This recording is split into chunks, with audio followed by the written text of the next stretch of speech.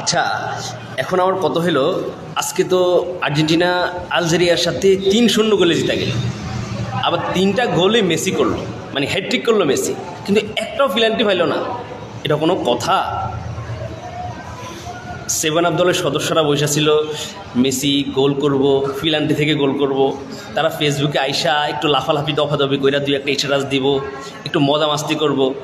তারপর সেই আশাটাও আর্জেন্টিনা পূরণ হইতে দিল না। এটা কোনো কথা? বিষয়টা কেমন হয়ে গেল না? চুদলিংপং হয়ে গেল না? তারা শুধু মেসির পেনাল্টি নিয়ে কথা বলে, মেসি নাকি পেনাল্টি ছাড়া গোল করতে পারে না। আসলে সেভেন আপ দলের সদস্য, তোমরা যদি খেলা বুঝো, যদি ন্যূনতম লজ্জাবোধ থাকে, তাহলে আজকের পর থেকে মেসির পেনাল্টি নিয়ে কোনো কথা বলবা না। একটা কথা মনে রেখো, মেসি ইজ বস।